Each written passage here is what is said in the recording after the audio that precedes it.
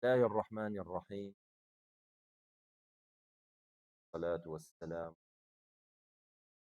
على الإكرام يا سيدي وحبيبي قرة أعين، وعلى آله وأصحابه ومن اهتدى بهديه ودعا بدعوته.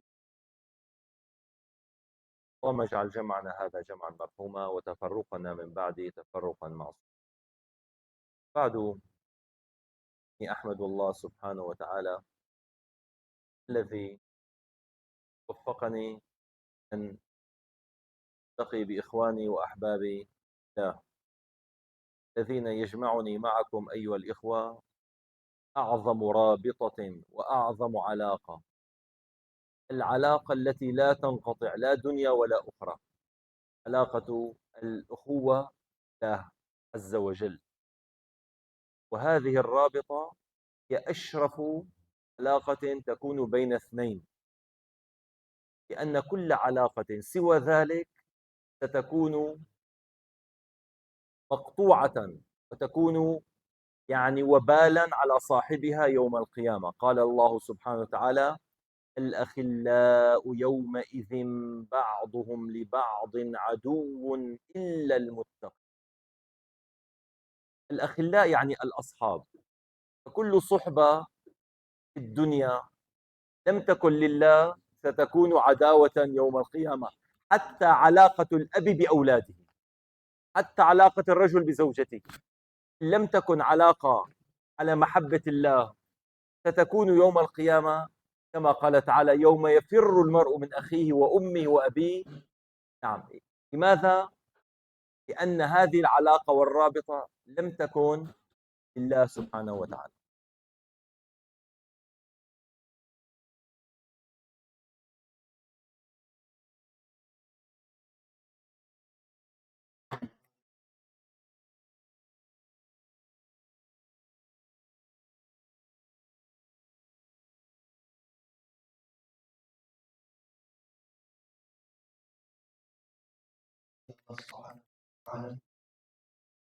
Salawat kepada Nabi Muhammad yang menyapa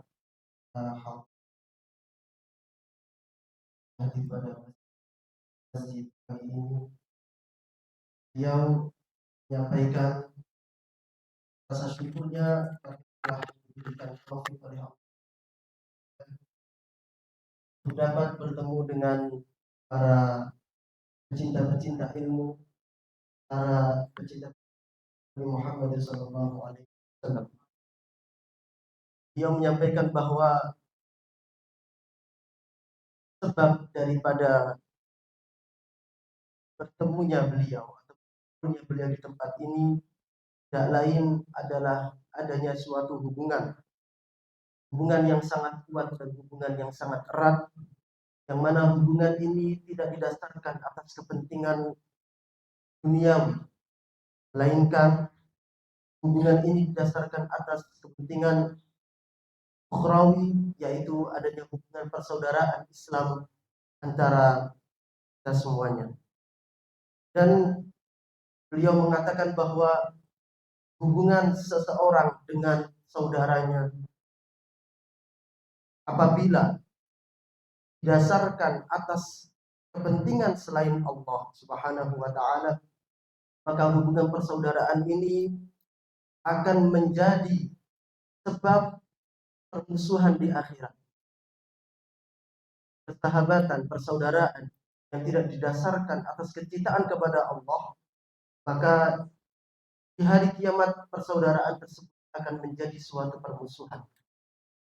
Allah Subhanahu wa taala menyampaikan dalam firman-Nya, al-akhillau yawma idzin ba'duhum li ba'din aduwwun illa al-muttaqin, bahwa persaudaraan, hubungan kedekatan antara seseorang dengan temannya akan menjadi sebab permusuhan di hari kiamat, kecuali orang-orang yang bertakwa, yang mencintai saudaranya karena Allah Subhanahu wa taala dan tidak didasarkan atas kepentingan dunia. Dia mengatakan yang dimaksud dengan al-akhilla adalah persahabatan, sahabatan antara orang muslim dengan muslim yang lainnya. Karena persaudaraan, baik itu persaudaraan antara seseorang dengan teman, atau persaudaraan antara seorang istri dengan suaminya, atau persaudaraan antara orang tua dengan, atau hubungan antara orang tua dengan anak-anaknya, suatu saat akan menjadi permusuhan ketika tidak didasarkan atas kecintaan kepada Allah Subhanahu wa taala. Yang mana Allah Subhanahu wa taala berfirman, "Yauma yafirrul mar'u min akhihi." Pada hari kiamat orang-orang saling pergi dan kabur, tidak ingin memperdulikan yang lain. Yauma yafirrul mar'u min akhihi wa ummihi wa abihi. Dan mereka pun tidak memperdulikan ibunya dan juga bapaknya. Wa ummihi wa abihi wa sahibatihi wa bani, bahkan istrinya dan anak-anaknya pun ditinggalkan. Itu adalah hubungan yang mana tidak didasarkan atas kecintaan kepada Allah Subhanahu wa taala. الله عز وجل يقول يا إخواني إنما المؤمنون إخوة. فأنت أيها المؤمن عندما تلتقي بأي مسلمين سواء كان من بلدك من بلد أخرى تجد قلبك يحبه. الله عز وجل امتن على سيدنا النبي صلى الله عليه وسلم فقال سبحانه وتعالى وألف بين قلوبهم لو أنفقت ما في الأرض جميعا ما ألفت بين قلوبهم ولكن الله ألف بينهم. هذه التأليف بمعنى التوفيق، المحبة التي جعلها الله في قلوب المؤمنين هي من فضل الله عز وجل. الله عز وجل ذكر هذا وألف بين قلوبهم، وهذه المحبة لا تجدونها عند الآخرين أبدا. عند الأديان الأخرى، عند العلاقات الأخرى لا تجدون هذا الشيء. لا تجد واحد يقول مثلا يعبد بوذا والله أحبك في سبيل بوذا أو في يعني ما تجدون هذا الأمر غير موجود. هذه العلاقة السامية هي علاقة الإيمان وعلاقة الأخوة التي تربطنا ببعضنا. Allah Subhanahu wa taala berfirman, "Innamal mu'minuna ikhwah." Sungguhnya orang-orang mukmin adalah saudara bagi mukmin-mukmin yang lainnya. Kita ketika bertemu dengan orang muslim lain, baik itu dari negara kita, negara yang lain, kita merasakan rasa kecintaan dalam diri. Karena hubungan yang terjadi antara kecintaan antara seorang muslim dengan muslim lainnya didasarkan atas iman. Allah Subhanahu wa taala memberikan atau menyebutkan nikmat yang diberikan kepada Nabi Muhammad sallallahu alaihi wasallam. Allah taala berfirman, "Wa allafa baina qulubihim." Dan Allah taala telah memberikan rasa kecintaan, memberikan rasa kedamaian antara satu muslim dengan muslim yang lain. Dan Allah berfirman, andaikan engkau meninfakkan, mentasarrufkan semua harta kalian untuk dapat mengambil hati orang-orang, maka sesungguhnya harta kalian tidak akan dapat mengumpulkan hati-hati mereka. Tapi Allah lah yang mengumpulkan dan memberikan rasa cinta di hati-hati orang mukmin. Jadi rasa kecintaan ini adalah fadl, karunia dari Allah Subhanahu wa taala. Dan rasa kecintaan ini, wahai saudara-saudara, tidak dapat ditemukan selain di agama Islam. Kita tidak pernah mendengar dalam agama Buddha seseorang mengatakan kepada saudaranya, "Aku mencintaimu karena agama Buddha." Tidak pernah kita temukan seperti itu. Tapi dalam agama Islam, kita selalu menemukan bahwa aku mencintaimu karena Islam. Aku mencintaimu karena Allah Subhanahu wa taala.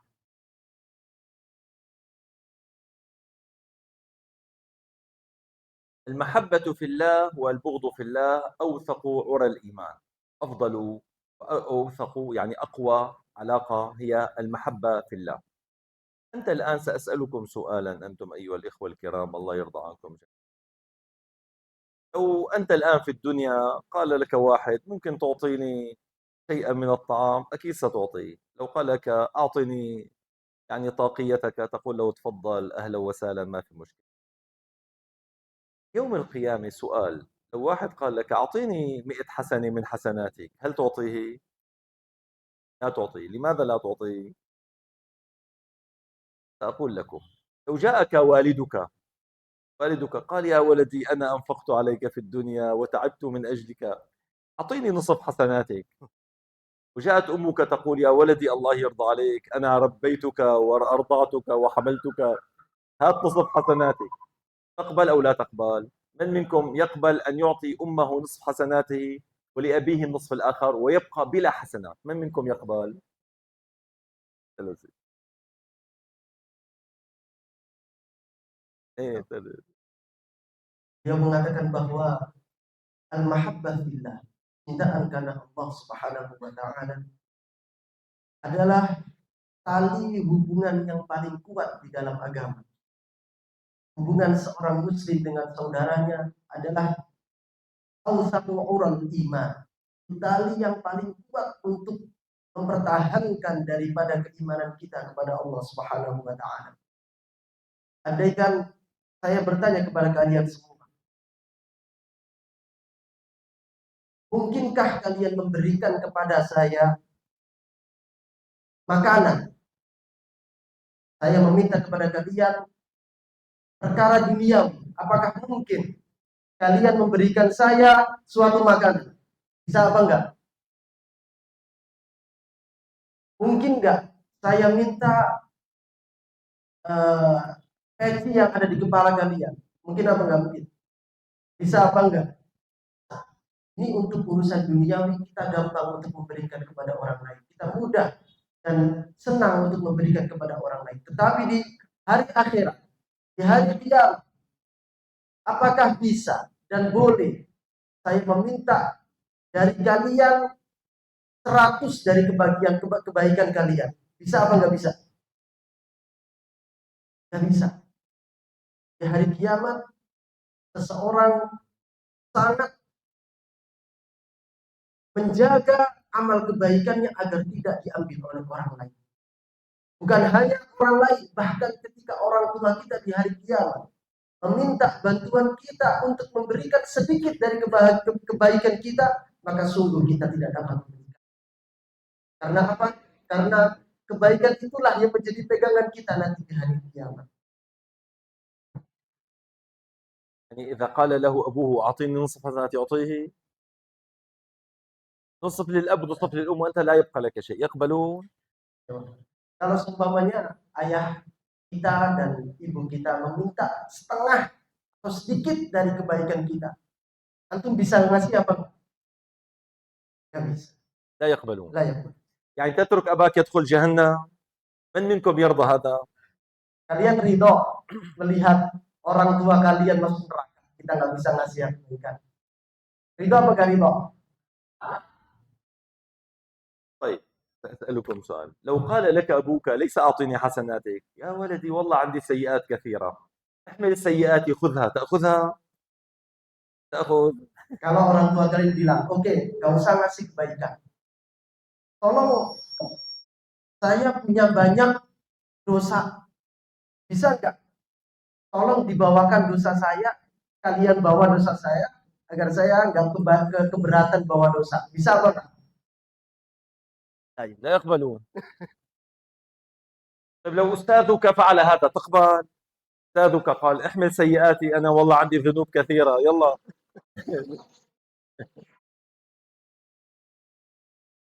Ya. Kalau seumpama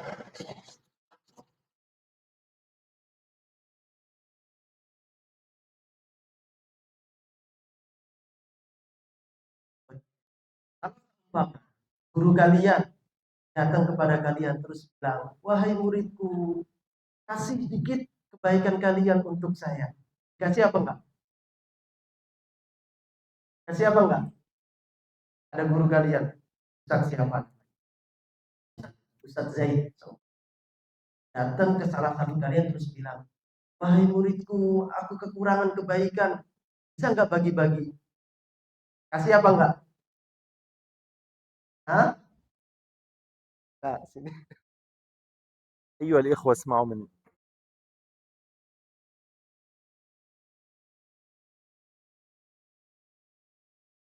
هذا الذي سألتكم عنه الحقيقة الذي ينظر إلى مصلحته الشخصية يفكر هكذا، والذي لا يعرف كيف يحاسب الله يوم القيامة سيفكر هكذا، لا لا لا والله هذه حسناتي لا أعطيها لأحد، أنا أريد أدخل الجنة ولا يهمني غيري. أنت لأنك لا تعرف كيف يحاسب الله يوم القيامة، ولأنك لو عرفت معنى الأخوة في الله والحب في الله حقيقة لا تقول هذا الكلام. لأنك انظروا، أنا سأضرب لك المثال التالي. لو واحد غني جدا أمامك، غني عنده مال كثير، وأنت معك مال قليل فقط 5 دراهم هكذا، وأنت في بيته وجاء رجل فقير فأعطيته أنت أعطيته هذه الدراهم في بيت ذلك الغني، ماذا يفعل هذا الغني؟ يقول لا يهمني. هل يمكن؟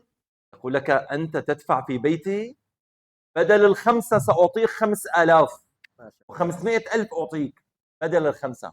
الله عز وجل أيها الإخوة كيف سيحاسبك يوم القيامة؟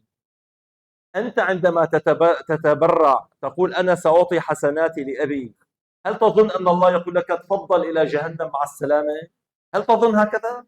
مستحيل، مستحيل، لا يمكن. عندما تقول يا رب أنا لا أستطيع أرى أمي تتعذب، أنا سأعطي حسناتي لأمي، أنا أحمل سيئات أمي، لا يمكن. ماذا سيقول لك ربك يوم القيامة؟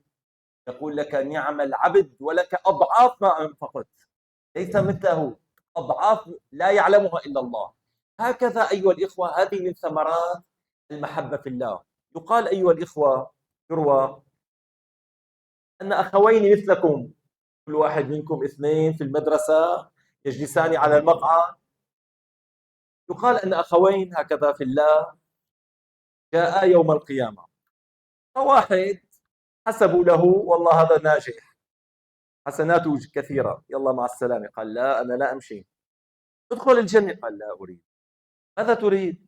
سأنتظر، أريد أعرف أخي ماذا صار له، أريد أطمئن عن أخي الذي كنت معه في الدنيا، كنا إخوة في الله، نصلي نذكر الله، كنا ندرس معا، أريد أعرف حاله. فجاء الآخر وإذ كانت السيئات أكثر، قال له والله يا أخي أنا ذنوبي كثيرة، اذهب أنت إلى الجنة، أنا إلى جهنم سأذهب. قال لا أبدا، خذ حسناتي وادخل أنت الجنة وأنا أذهب مكانك إلى النار. أبدا، أنت تأخذ أنت تأخذ هكذا.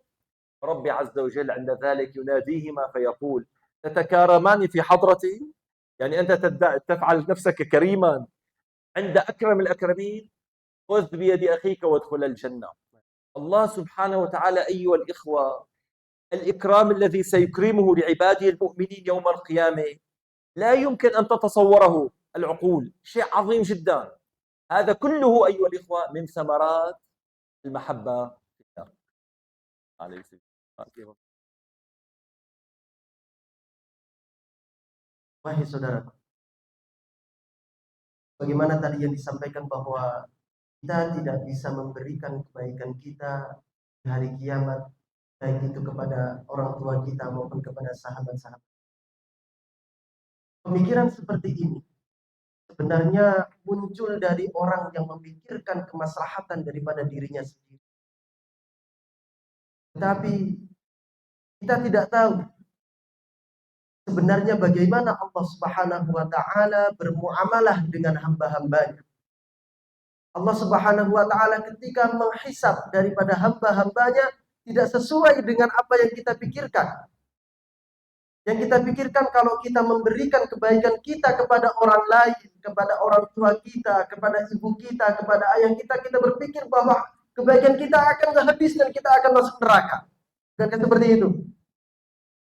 Tapi tidak seperti itu. Allah Ta'ala memperlakukan hamba-hambanya yang berbuat baik dengan sesuatu yang sangat tidak dapat dipikirkan oleh kita.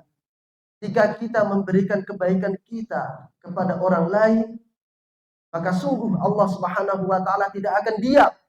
Allah taala akan memberikan ganti daripada kebaikan yang kita berikan kepada saudara-saudara kita ataupun orang tua kita.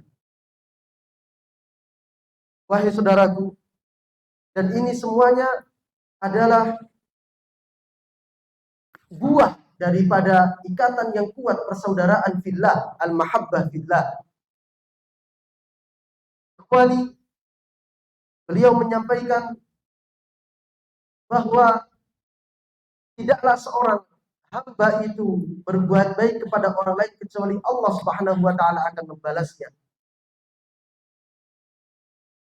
Beliau memberikan suatu perumpamaan bahwa ketika kita atau ketika ada orang fakir berada di rumah orang yang kaya,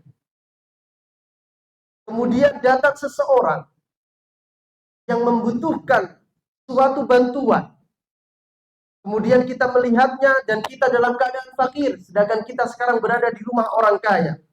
Ketika orang yang butuh itu datang kepada kita, kita mengatakan kepadanya, wahai saudaraku, aku mempunyai uang 5.000 seumpama, 5.000 perak, sedangkan kita sendiri masih miskin. Ini 5.000 perak, tolong ambil buat kebutuhan kamu. Ketika dalam keadaan ini, apakah mungkin bagi seorang yang kaya ketika melihat hal seperti ini akan diam? Akan bilang, ya ambil ini uang. 5.000 ini ambil. Apakah akan berpikir seperti itu orang yang kaya ini? Enggak. Dia akan mengatakan kepada kita, saya lebih berhak untuk membantu orang yang tidak punya ini daripada engkau. Engkau memberikan 5.000, saya akan memberikan 5 juta. Orang yang kaya akan melihat bahwa dirinya itu lebih berhak untuk membantu orang yang membutuhkan daripada kita. Begitu juga Allah Subhanahu wa taala ketika melihat hambanya membantu orang yang membutuhkan. Sedangkan Allah taala itu adalah yang kaya daripada orang-orang yang kaya. Maka Allah taala tidak akan diam melihat hambanya yang membantu orang yang membutuhkan, dan Allah taala akan memberikan dengan pemberian yang berlipat ganda dari apa yang diberikan oleh orang itu kepada saudaranya. Diriwayatkan bahwa ada 2 orang bersaudara, 2 orang berteman. Mereka ketika di dunia selalu melakukan apa-apa bersama. Makan bersama, belajar bersama, mutalaah bersama. Semua dilakukan di dunia oleh 2 orang itu secara bersamaan. Karena ada ikatan persaudaraan di antara kedua. Namun di hari akhirat, ketika salah satu daripada 2 bersaudara ini ditimbang amal kebaikannya, ternyata salah satunya ditakdirkan oleh Allah Subhanahu wa taala mendapatkan banyak perbuatan yang baik dan diputuskan untuk masuk ke dalam surga. Maka ketika dikatakan kepadanya, masuklah ke dalam surga, maka orang ini mengatakan, tidak, saya tidak ingin masuk surga sebelum saya tahu bagaimana keadaan saudara saya di dunia sekarang di akhirat ini. Apakah dia nasibnya seperti saya ataukah dia lebih buruk daripada saya nasibnya. Maka ketika didatangkan saudara satu ini dan ditimbang amalnya, ternyata amalnya lebih sedikit dan lebih buruk daripada saudaranya yang akan masuk surga. Maka ketika dipertemukan 2 orang ini, saudaranya mengatakan, wahai saudaraku, amalku sangatlah buruk, engkau amalmu sangatlah baik, maka masuklah surga dan aku akan duduk di neraka. Tetapi saudara yang diputuskan untuk masuk surga ini mengatakan, enggak, saya enggak ridho. Saya tidak akan masuk surga kecuali engkau masuk surga. Ambillah amal kebaikanmu, ambillah amal kebaikanku, dan masuklah engkau ke surga dengan amal kebaikanku, dan aku akan menjadi gantimu di neraka. Maka keduanya saling berselisih. Enggak, ambil, kamu yang ambil. Enggak, saya enggak mau ambil. Ketika Allah Ta'ala melihat keduanya saling berselisih untuk mendahulukan saudaranya masuk ke dalam surga, Allah Ta'ala mengatakan, janganlah berselisih di hadapanku, sedangkan aku adalah orang yang paling dermawan. Ambil saudaramu dan masuklah kalian ke dalam surga. Ini adalah buah daripada persaudaraan karena Allah Subhanahu wa Ta'ala. ومن هذا المعنى أيها الإخوة شفاعة سيدنا النبي صلى الله عليه وسلم لأمته. لماذا النبي صلى الله عليه وسلم يتعب نفسه؟ أليس الله عز وجل جعل الجنة له؟ أليس صلى الله عليه وسلم هو يعني قد أحسن العمل عليه الصلاة والسلام ولا يوجد من عمل أفضل منه؟ لماذا ينتظر أمته؟ لا يدخل صلى الله عليه وسلم، لا يدخل حتى يدخل أمته، يخرج أقواما من النار قد استوجبوها، يخرجهم شفاعته صلى الله عليه وسلم. لماذا؟ يشفع يشفع يشفع حتى لأنه صلى الله عليه وسلم قد ربطنا به ماذا؟ علاقة الأخوة في الله حقيقة. نحن علاقتنا مع النبي صلى الله عليه وسلم ما هي؟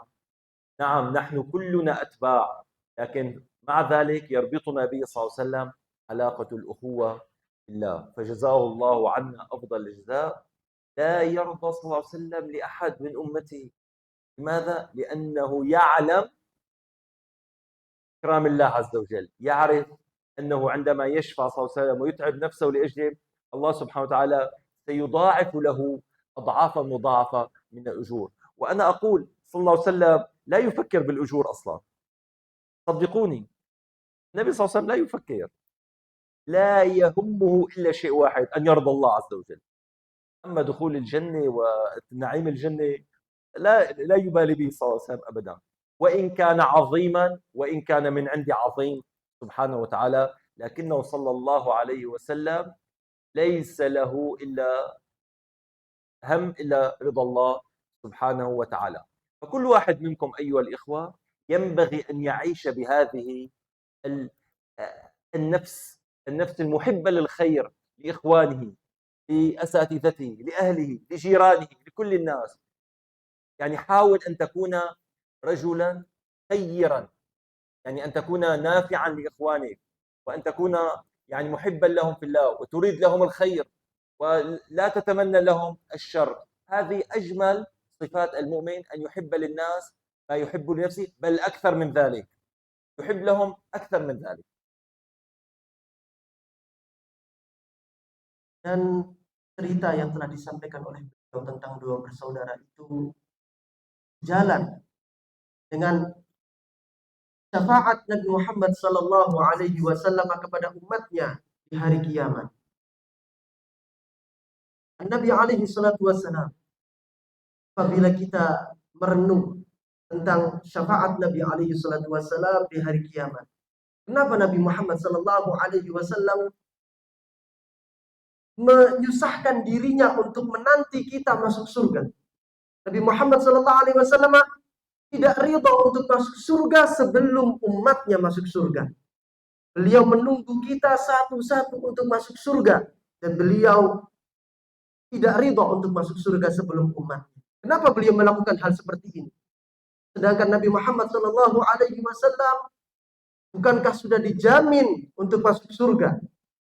Bukankah Nabi sallallahu alaihi wasallam sudah dijamin oleh Allah Subhanahu wa taala pahala yang sangat besar? Bukankah Nabi sallallahu alaihi wasallam telah diampuni dosanya? Tapi mengapa Nabi alaihi salatu wasallam menyusahkan dirinya untuk menunggu kita masuk surga, kemudian beliau baru masuk surga? Di sinilah ayuhal ahbab adanya hubungan persaudaraan karena Allah Subhanahu wa taala. Nabi alaihi salatu wasallam, beliau tidaklah ada yang beliau pentingkan dalam kehidupannya kecuali ridha Allah Subhanahu wa taala. Apa yang beliau lakukan untuk umatnya semata semuanya hanya untuk mendapatkan ridha Allah Subhanahu wa taala. Dan Nabi alaihi salatu wasallam ketika memberikan syafaat kepada kaum yang telah divonis dan diputuskan untuk masuk neraka, Nabi Muhammad sallallahu alaihi wasallam mengerti dan tahu bahwa apa yang beliau lakukan tidak akan pernah sia-sia. Allah Subhanahu wa taala pasti akan mengganti dan memberikan balasan atas apa yang telah dilakukan untuk umatnya. Oleh karena itu, beliau mengatakan, ayyuhal ikhwah, bahwa seperti inilah seharusnya seorang muslim hidup di dunia. Bagaimana dia dapat memberikan manfaat kepada saudara-saudaranya, mementingkan saudara-saudaranya, membantu saudara-saudaranya. Seorang muslim harus berusaha bagaimana dia memberikan kebaikan kepada yang lain dan mengharapkan kebahagiaan untuk orang lain sebelum dirinya. Dan itu telah dicontohkan oleh Nabi Muhammad SAW, bagaimana yang telah diriwayatkan di beberapa riwayat.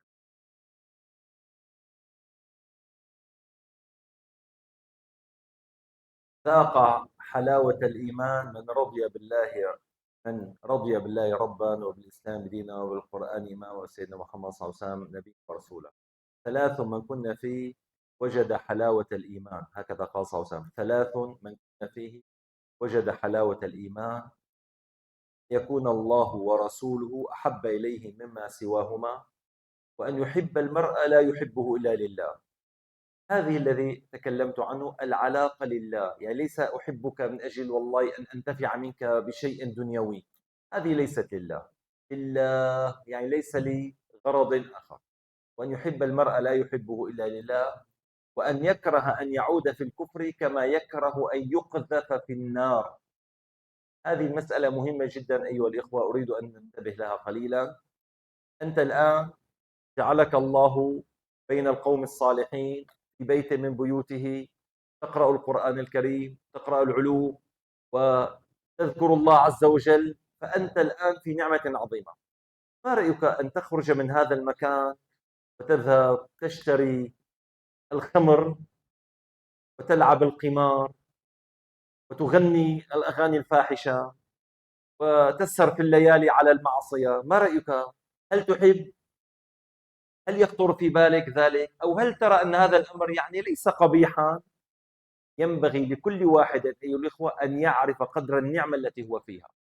أنت الآن تارك الله، فأن تكره أن تعود في الضلال، إن شاء الله أنتم لستم أصلا، ما كنتم في الضلال حتى ترجعوا إليه، إن شاء الله ما كنتم فيه، ما كنتم إن شاء الله إلا من أول يوم إن شاء الله في العناية والرعاية الإلهية. أن تكره الضلال، تكره طرق الشيطان، هذا يجعلك تذوق حلاوة الإيمان ويرسخ الإيمان في قلبك.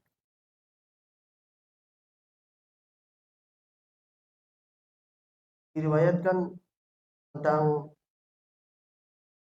seseorang bagaimana bisa mendapatkan manisnya rasa iman.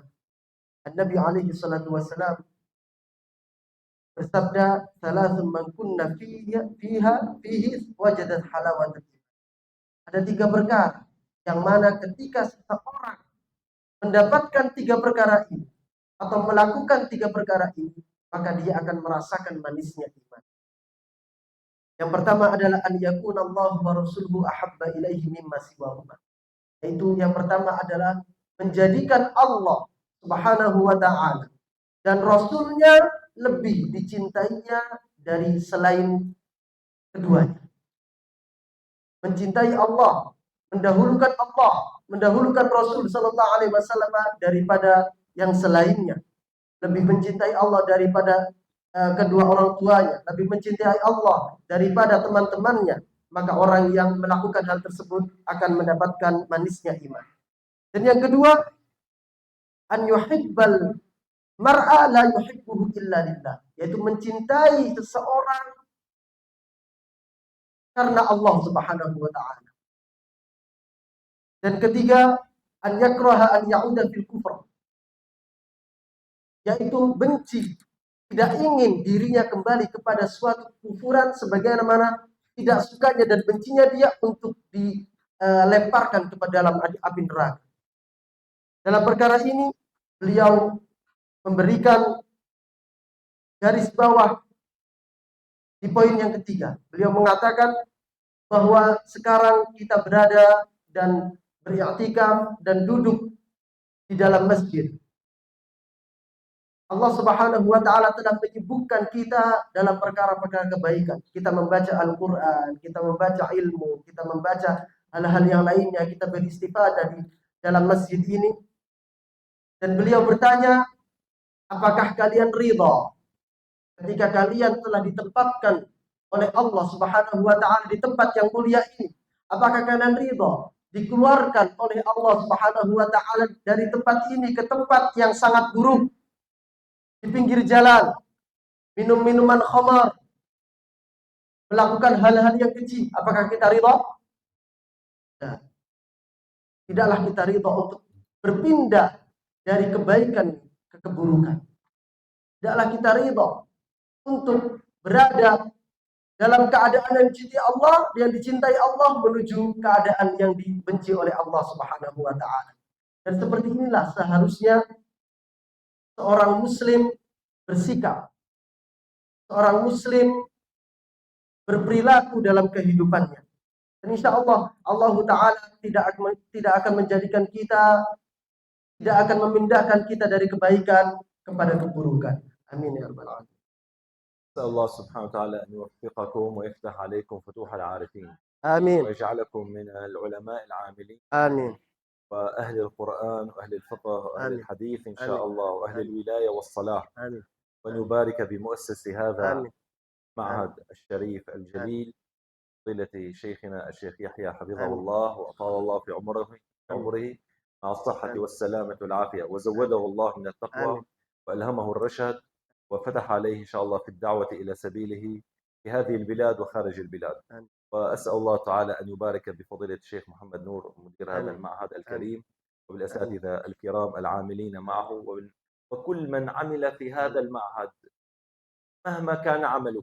الله يرضى عنهم جميعا، يسر أمورهم، وإن شاء الله تعالى يجمعنا جميعا على ما يحب ويرضى، يحشرنا جميعا في زمرة المتقين يوم القيامة. صلى الله وسلم وبارك على سيدنا وحبيبنا وشفيعنا محمد وعلى آله وصحبه وسلم والحمد لله رب العالمين. الله يرضى عنكم.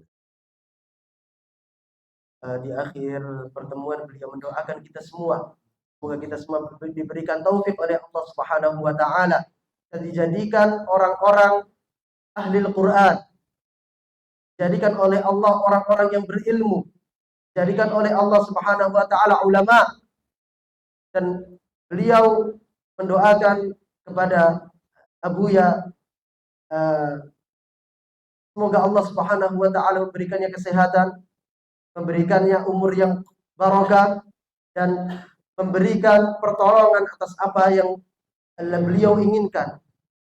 Begitu juga beliau mendoakan kepada Ustaz Muhammad Nur, Syekh Muhammad Nur, semoga Allah Subhanahu wa taala memberikan taufik, memberikan kemudahan untuk segala urusannya. Sallallahu ala sayyidina Muhammadin wa ala alihi wa sahbihi wa sallam. Alhamdulillahirabbil alamin.